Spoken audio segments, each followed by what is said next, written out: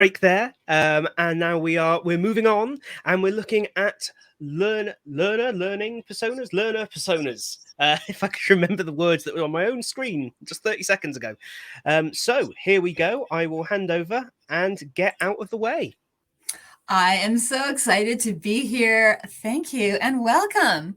Today's session, we're going to speak about learner personas. And this is really stemming from a secret background I have. So I have to confess that prior to my career in learning and development, I was on the dark side. So I was in different marketing leadership roles at Procter and Gamble, PepsiCo, where I got people to buy more. I got people to buy more potato chips. I got people to buy more Doritos. I got people to buy more cleaning project, whether that was Flash or Mr. Clean or deodorant. Like that was me. I was making you buy things you didn't need. But I've now come through to the forces of good, and I'm using these same techniques to actually change people's behavior and have people learn things and acquire new skills for the forces of good. And one little big thing that we actually did when I was in marketing is we had this idea of your consumer persona. And that's what I'm speaking about today as it translates into learner personas and how you can actually have a more holistic understanding of who your audience is in order to make better learning solutions. So today I'll be sharing with you some tips and techniques about how to actually make that happen. And then along the way, I'll be sharing with you some of those marketing examples as we look about the missing ingredient in successful learning programs. And I'll also share with you what some learning examples are of this. So I am Danielle Wallace, and I'm privileged to be able to represent Beyond the Sky Custom Learning, and I also speak about this topic of learner personas for a variety of global and local groups. So this stemmed from a conversation I had with one of my clients. His picture is not shown, but he was wanting me to create some sizzle and to create a sizzle video for his new hires. He felt that they were just not really motivated when they started their job. He had it all picked out. He had picked out, the mood, the styles. He wanted something modern and fresh, like we're showing here. He had all these execution parts picked out. The problem, though, was this was just sizzle, and it didn't even match his goals, nor did he even have a good understanding of who his learner was. This is where the whole idea of learner personas comes into play. And I'll be speaking with you today specifically, sharing that training example as well as some marketing examples. And we'll end up using data to draw insights. So you actually practice, you actually try this to draw insights. And you'll use this to actually create a persona. And then you'll see how you can use the persona to make better solutions. So we step back into that marketing world. So this is A.G. Lafley. He was a longtime CEO of Procter & Gamble, where I worked. And he said the consumer is at the heart of everything we do. So to that mantra, I think about learning, and the learner is at the heart of everything that we do. So would love to have you put into the chat what you think an audience analysis is. Like, what do you, when I say the term audience analysis, what comes to mind? Often in learning and development, we do talk about understanding who your learner is. Hey, maybe we're doing this already. What is an audience analysis? Maybe, Danielle, your talk today, heck, I got this. I already know enough about my learner. What is this audience analysis? So I'm seeing some things come through the chat about what an audience analysis is, as is understanding who your learners are. Awesome. Keep posting out some other things, because this is quite related to what an audience analysis is. We're actually going to be going even a step further, and we're going to be looking into a learner persona. So often with our audience analysis, as Shatil is saying, it's getting to know who your learner is and, really place demographics first. So then think about this. What's a learner persona then? Like, does anybody know what this learner persona is? Yeah, Morgan's really getting at it. So it's going beyond the audience analysis and it's looking at those learning opportunities, those work conditions, taking a more holistic view so you can do, as Marina is saying, is knowing what's in it for them. So that's what we're speaking about today. So specifically, a learner persona is a fictitious representation of your ideal or typical learner, as Shatil is saying. So it's not a real person, but it gives you an archetype. You bring it to life as if it was a real person to help you understand who your learner is a bit better. As Jonathan's saying, you incorporate things like, how much time do they have for training? What do they want to get out of it? Are they taking this on their own and such? I'll walk you through some real life examples of what this is and how they've been used. But first, in terms of data, I'd love to see you in the chat how you may currently today get data and insights. Like, what are some of the things that you are currently doing to get data and insights? And while you put that in the chat, how you're getting data and insights, I'll share with you an example of what I did for the story where they wanted that sizzle training video. So walked, took a step back going, okay, let's uncover what the real issues are here. And I needed to collect some data.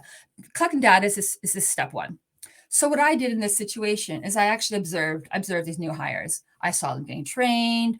I saw how they interacted with others when they're doing their work. I saw their interactions. I also noticed their lack of interactions. So I ended up doing focus groups with them where I drew out these open-ended responses from them. And then I discussed it with my business partner, and we came to the conclusion the real issue was actually their lack of clear expectations. And through that picture, I also had a much more clear data and insights to see who are these people, what actually motivates them, what are their challenges. So, and many of you saying in the chat here, these different ways to gather data and insights. So as Morgan is saying, yeah, ask them.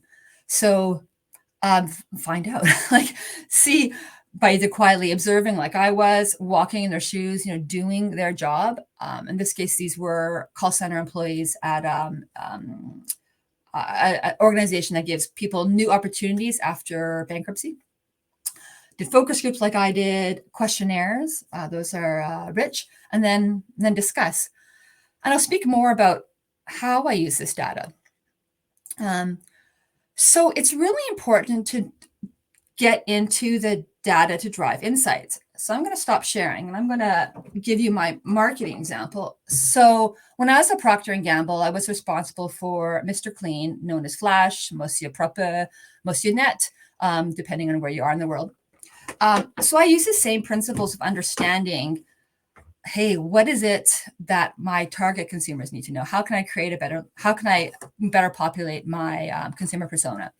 I was at the time trying to market Mr. Clean Magic Eraser, or Flash Magic Eraser, Monsieur Propre, Monsieur Net, these little things before they launched. So I did some online surveys and I found out that actually 70% of people loved the idea of that environmental cleaner. That's how we positioned it. It was supposed to be an environmental cleaner.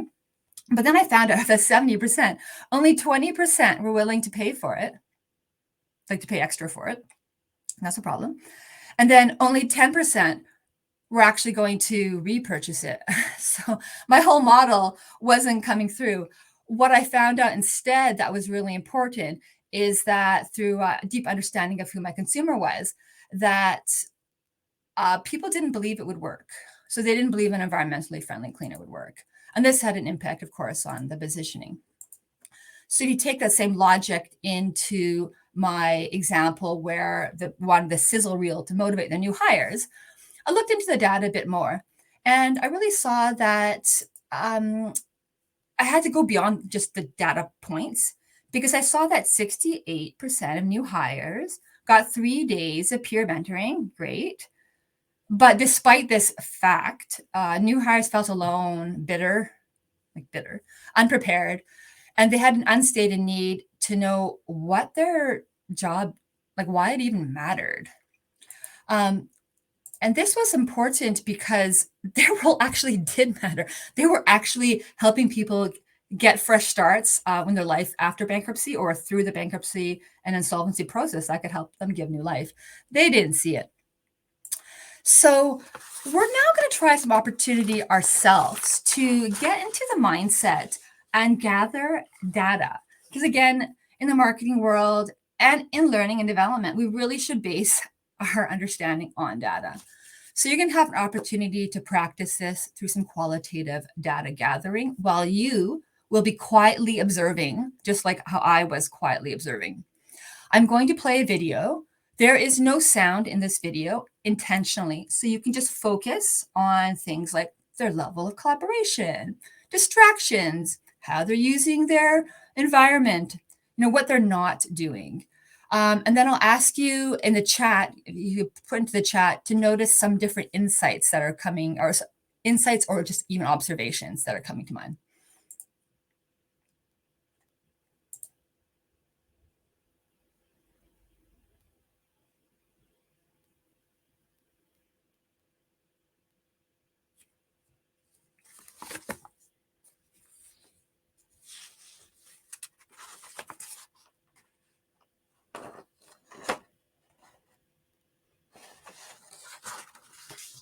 So just put into the chat some observations that you're noticing. And I'll play a lower bandwidth version. I'll play that one again. Then I'll play a lower bandwidth version for you.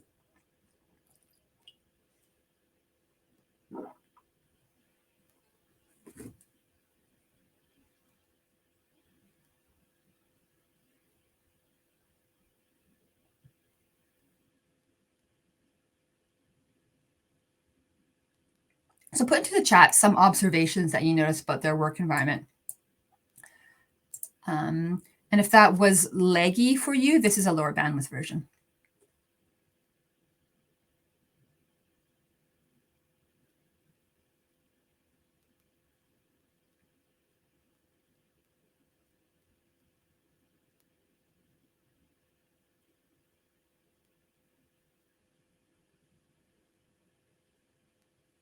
So I'm seeing in the chat some number of responses. Yeah, they that need to get that girl a chair, and there's lots of collaboration. Almost everybody's talking to each other. I'll play it again while it's opportunities to enter in. Almost everybody is talking to another person, as Mike is saying. And Mohammed, maybe she has an eyesight problem. They seem very friendly, collegial. Lots of collaboration happening, but what's interesting on this is, aside, Cindy's noticing that there's headphones, so she's got headphones. Everybody seems to have headphones there. So imagine though that this was your learners and you were asked to create an e-learning for them. Imagine that they're a financial services organization. They're smart, they're tech savvy, they're adept with technology, and e-learning is no problem at all. Great. Go create the e-learning. Yeah. Any thoughts on that? There's some things to perhaps consider or reconsider if you are to recommend an e-learning to this group. Love seeing the chat, and we'll touch back upon that idea. Similar to how I was asked to create that sizzle video without first understanding who the learner was or having an in-depth understanding of her. Yeah, as Benjamin's saying, I would need an office. So there's some fundamental issues here that you get simply by observing.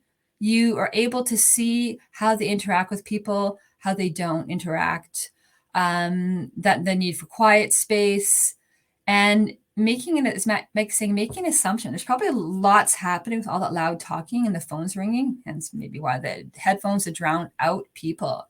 Perhaps there's some better ideas, and we'll also dig deeper into that in this session, as Vanita is saying, like maybe a social element and such. So look at all these insights that you're able to draw out just from one simple observation where you're just standing, observing quietly. There's so much that you're able to draw out and even draw these insights. So step 2 is actually to use these insights that you created from their data gathering phase to actually make the persona. I'm going to stop sharing as well. And so there's so many different ways to bring your learner persona to life.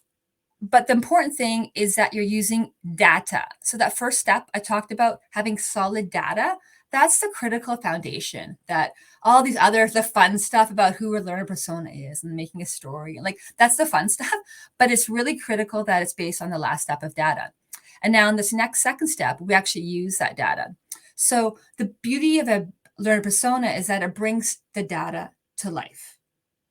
It brings the data to life. We end up creating this fictitious person to help us better understand it. Then at every turn, we can even ask ourselves, we have a learner persona, Mary. So we always ask, hey, what would Mary think? Would Mary be able to work this system? Does Mary understand this jargon that we're using?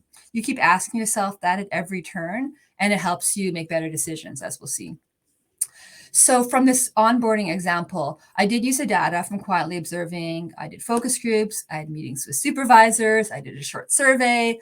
And I used the existing demographic data that was also available from their HR system. And I used that to help shape and create the right insights, which I'll share with you. So what's important when you're doing this, though, is to really make sure when you are doing any design is that you're actually designing for the learner, not just the data. I'm going to share my screen. If you could allow me to share screen. Awesome. So in this Mr. Clean example, we actually had our persona, which was based on interviews and a sample audience. And we did quite a big survey of that. But it's really important that with your learner persona, or if you're marketing, your consumer persona, you're going beyond the typical analysis. So beyond the demographic data that you spoke to earlier when talking about audience analysis, you want to create a really vivid picture. So with Mr. Clean Magic Eraser, our persona was Cindy, and we had her as a mannequin in our office. And it's through our deep understanding and immersion with Cindy that we found out that Cindy thought she had these issues, like she would need to repaint her walls. And with Mr. Clean Magic Eraser, Flash Magic Eraser, we were able to reposition that and reposition this product as something that could actually take off marks that she never thought she could. So clean as she never thought she could. And that was the for the US and Canada, that was the proposition there. But it was only possible through that audience immersion. Likewise, when we look at the training example instead of that sizzle video, these poor people from onboarding, oh my gosh. So the data I gathered on them, I ended up creating persona Ava. And through Ava, I really understood that she saw her job at the call center as a job. It paid the bills. It was a job. But she cared about the other important things in her life. She was active with her charities. She wanted to help her friends. She actually wanted to help make a difference in the world. We were able to draw insights that by connecting her role to the benefit, it actually helped the demarginalized people. By drawing that connection, she could be more keen and engaged in the learning. And then we end up dressing up 2 mannequins, as you see here, to represent our learner personas. So with this data, we talked about step 1 and how we're using it, as I just mentioned right now. Now comes the fun part. This is the part that people love about personas, which is bringing them to life.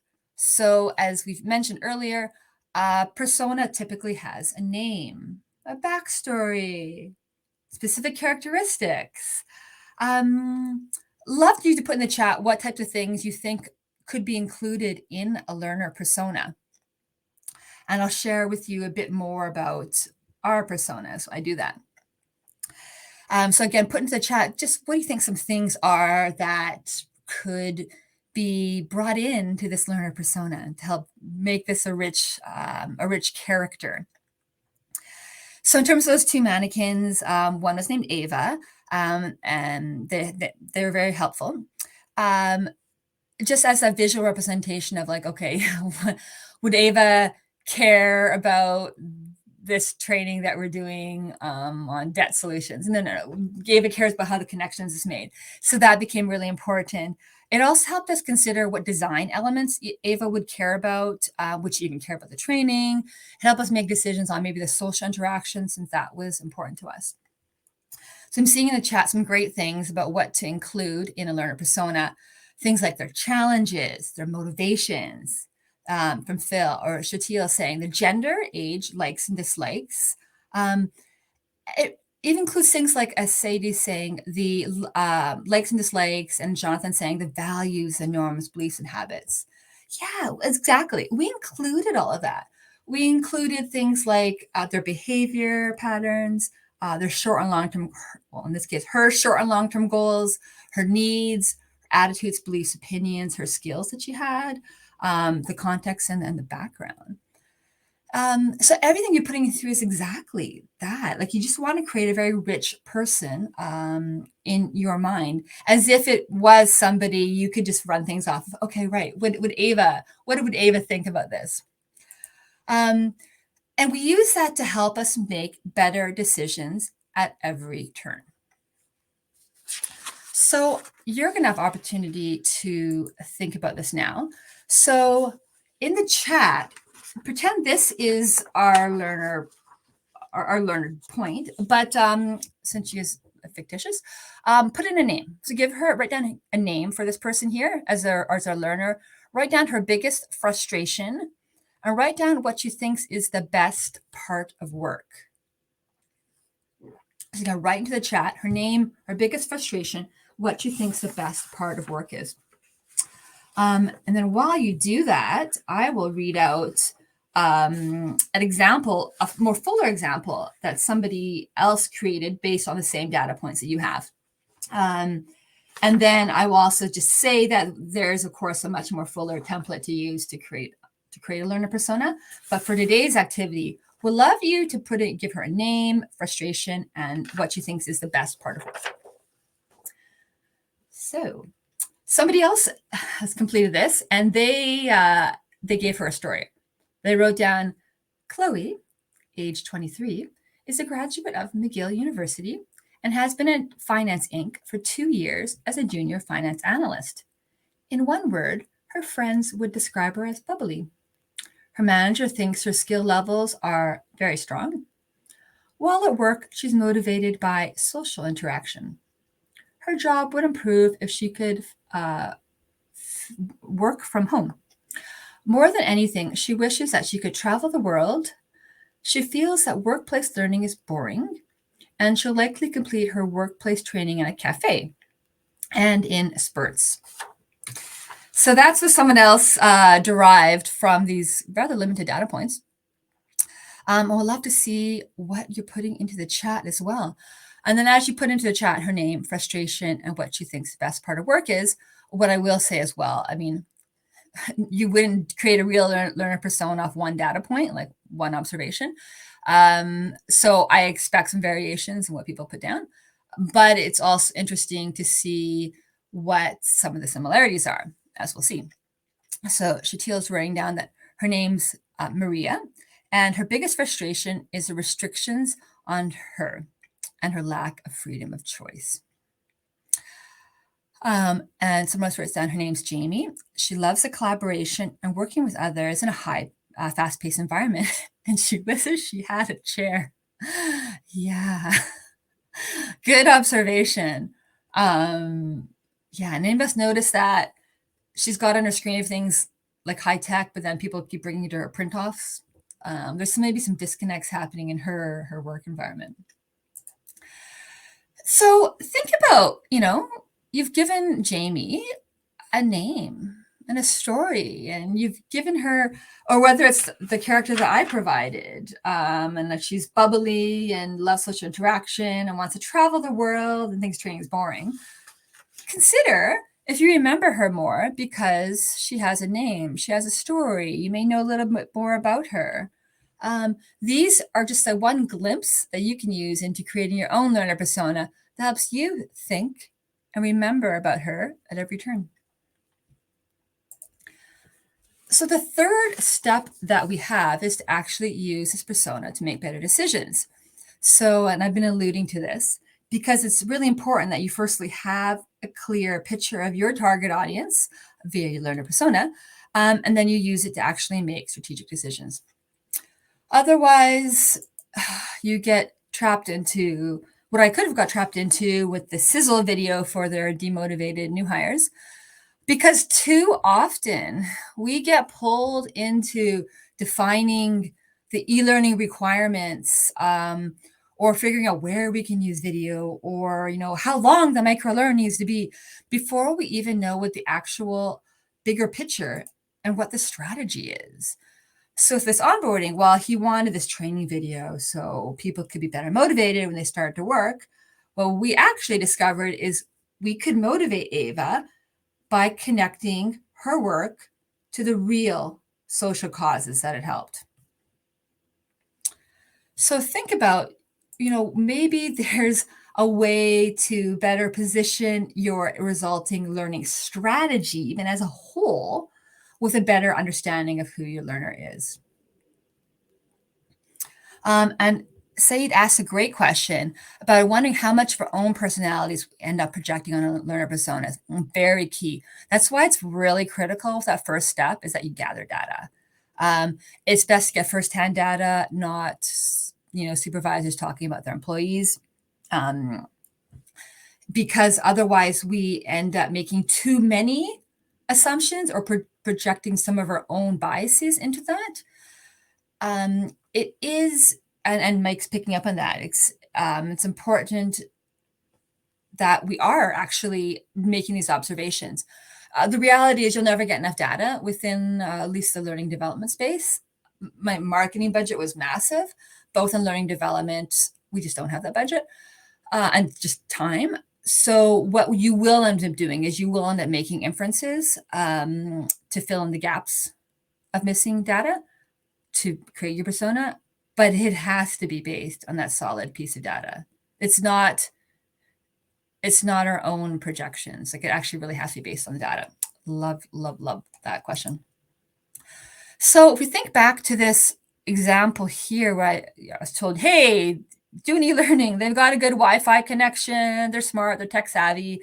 Now that you've learned a bit more about Jamie, and maybe through the color I've added it to it, that she loves quiet space, she wants to work from home, she wants to travel the world, she thinks training is boring.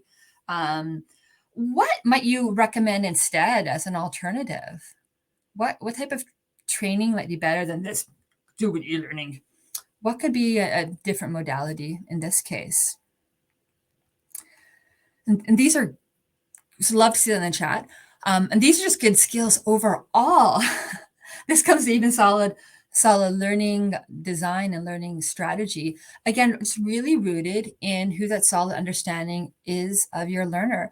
And the learner persona has become a great way to help socialize this among stakeholders, and amongst others. So by having a deep understanding of your learner persona, being able to actually share it and socialize it, and you're actually able to more easily get buy-in to situations where you might be said to e-learning. You instead might have something a bit more relevant that will actually help learner needs. So what Atpala mentions, peer-to-peer discussion boards. Vanita mentions you're adding a social element. These are great parts to ensure that. Oh, and actually, Jonathan makes a comment to make sure any things are any training they have to do is pausable in this distracted environment, that they can actually pause and see it. Short on-demand trainings, as Shatil is saying, mobile learning, virtual instructor-led, so they can interact. Yeah, these all come from a better understanding of your learner. So my onboarding example, what we ended up doing is we did end up creating a formal training program. But we coupled it with the trained peer mentors, which was an important facet to help instill, why this mattered with Ava. We used very experienced facilitators as part of our solution. We also invested in manager coaching. That was another facet of the end solution. And we ensured that all the training we did, like everything, just connected to the social causes that the work actually impacted. And the company was trying to do this already. Like they were trying to instill culture and be very different within this shady industry. They were really trying to be different, but it was totally not coming through in the training, and it was leading our persona like AV to be completely disenfranchised. So being able to actually get a bit deeper and understanding Ava's needs, wants, and her motivations, we're able to reposition, make tweaks on the training to ensure it actually had a difference. So with that, wanted to come back to some of the things we talked about today.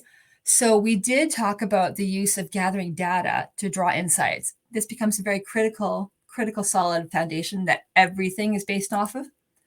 We talked about then using that analysis to create the persona. And that's the fun part. And again, I've got a more structured way to help you bring that to life.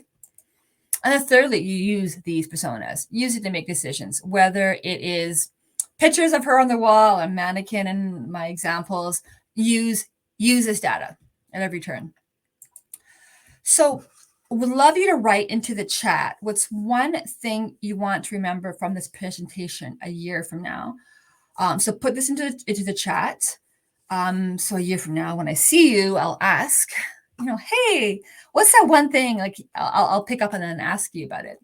And then as you do that, I will share with you our learner, a more recent learner example of our learner persona. So again, put into the chat, what's one thing from the session today you want to remember a year from now? So meet Mary. Mary is our learner persona for, she works at the Red Cross. She's a volunteer. We were able to bring Mary to life at every turn because it's so critical. So often we'll get pulled into other requirements, grounding it all back into Mary. Does Mary understand our jargon? No. Mary was last in the workforce in the 2000s. She thinks computer-based training, it's not great. She wants classroom training.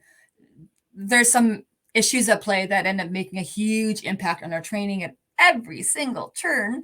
But it's okay because we know it. We know what Mary cares about. We know what Mary wants. We know what's important to her. We know why she's in this position. So we were able to bring her to life, and so she's a picture in my office, and she's top of mind at every single turn, makes decisions all the time, and she's backed on really solid data. So in addition to the qualitative data that we have from talking with many people that are representative of Mary, we also have different data points as well. So more quantitative data to bring her into life. So just an everyday example of our persona that we're using every single day right now, Mary, who makes so many decisions on our behalf. Thank you, Mary. So let me go and read your examples as well. So Jonathan says, a year from now, I hope to still be able to base personas on actual research, not creative assumptions. Yes, thank you. Thank you. I'm so glad you got that out of today's session. I'm going to wrap up, and then I'm going to answer questions. Just want to be respectful of people's time. I know it's lots happening with this conference, so I want to give you some time back. I am Danielle Wallace. If you do want a summary of any of this, I do have a nice infographic summary, as well as a template on how to actually create your persona. You just fill in a template, bring it to life. You can email me, info's there, or go to that address that's there, which I'll also put into the chat. So happy to connect. Thank you so much, everybody, for your time. And I'll stay on the line to answer further questions, but just also want to give a big thank you to everybody for the great participation. Thank you. Well, that was a really great session. Thank you so much for your time today. I'm sure the comments will echo that as well. But so everyone, if we've got questions, let me run over and check the Q&A because I know some have gone there earlier today at the moment. So yeah, any questions anyone's got? And I think one thing I would ask, because it's something that I deal with fairly regularly, is the process of generating well-rounded and detailed evidence-based personas does take time. Not an exorbitant amount, but it does take time. How do you go about having discussions with stakeholders or businesses that don't want that time to be spent there? They view it as a nice to have as opposed to an essential first step. Yeah, so that comes to similar to socializing and buying in any concept in the organization. So, which typically involves securing alignment from the right people, key influencers, and such. In these examples, though, we based it on making sure we were going to invest any resulting training we're creating on something that would work. And I'll just give the example. I'll give you both examples, but the most recent one with Mary, she's such an important learner persona and such an important, difficult, we want to put her on a pedestal. It's really important that that helped, because of the risks involved, that helped the organization buy in to ensuring that, all these other initiatives that we're going to be creating are actually going to work for her. So they were thankfully amenable to the time spent and the time speaking to people to actually get that information. And then with the second example, with Ava, for that we did as part of data gathering. So I actually just gathered the data. I didn't tell them what I was doing with it at the time because I needed to gather the data just to determine where the real issues were at play. And then I created the persona with their buy-in. But I actually first got the data. So first I took the first steps without telling them exactly what it was for. No, I think that's a brilliant approach. I think so often we can fall into the trap of almost talking different languages to the rest of the business, right? So I've certainly done it where I forget no one else cares about learning; they care about the results. So I think highlighting the risk is hugely useful there. We do have a question from the audience. Mohammed asked, "What is the succession of making learners' personas and storyboarding, and is it possible to use one tool instead of both?" So I'll Mohammed, let me know if I'm not answering your question properly. So we create a learner persona using data. So I gather data, then I actually fill out a template that helps me put that data into a way I can understand, frustrations, a typical day, outline your day from start to finish, technology uses, where you go to learn. So that which is not a storyboard at all. It's just a means of gathering my data. And then I find some pictures and make it pretty and all the fun stuff, but it's grounded in data. Okay. So I do that. And then, and I'm not sure if storyboarding means the course storyboarding or storyboarding the persona. If it's storyboarding the persona, like adding the pictures and all that I do after. Like I can't, like we should not start with the pictures and bring it to life. Like it has to be grounded in the data. That makes a lot of sense. Yeah. Let's have a look. We've got one picking up from earlier on. So when we were looking at the workplace, the lady in the workplace who needed a chair.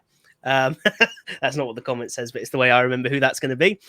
Did we consider non-learning solutions, basically things like making structural or environmental changes?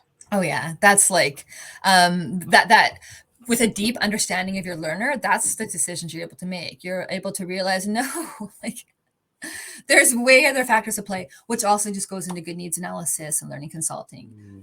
So yes, absolutely. That particular example was that's a stock. It's not actually real footage I took of people. That was for your purposes. But if I was in real life, yeah, there's many other inventions that might be better suited for that. Great question. Super. Any more questions? Oh, there's something popped into the Q&A. Oh, it's a long one. It's from Phil. Let me copy that over just so we can have it on screen as well. Show that. What's your view of creating different learning solutions for different personas in the same department, especially when a business wants one solution, not three, as it costs more and more design debt, things like that? Yeah, great question, Thomas. Sorry, Phil. Thank you so much for asking that. So typically, if you look at your learner population, I mean, realistically, you'll have more than one persona.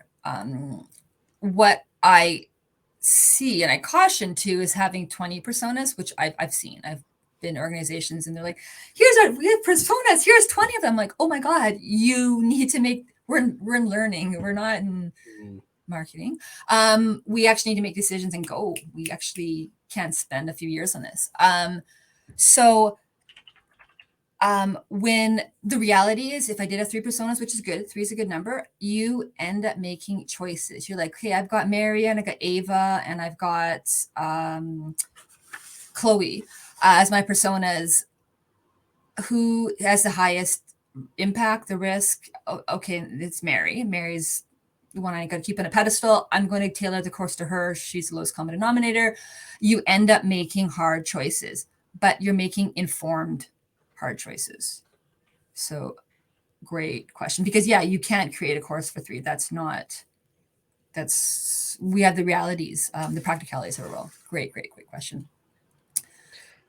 Brilliant. Anyone for any more? And then Paula has a great point, saying that when you're an actor and you get a script, you create a character persona based on that script and the character's background, previous incidences, relationships with the characters, So that's I love that parallel. That's fantastic. Yes, you got it. I'm going to use that. That's great. Thank you. I'm going to remember that a year from now, Paula. I'm going to remember that. Thank you so much. Fantastic. Well, I think we'll call it there, but thank you so much. And that was incredibly interesting. And I think those resources are going to be really handy as well. And I think that there was a link in the chat, wasn't there? So go back, find that, everyone. Make sure you make use of those. Our next session is at 6:15 UK time. It's our last session of day 2 with the one and only Mr. Joseph Suarez, and we're looking at keyboard shortcuts. And if you're anything like me, this is good stuff, because I've reached the point where it's multiple keyboards now. It's almost becoming a problem. So we will see you all then. Thank you for joining us once again. Thank you. And I'll see you at the next session.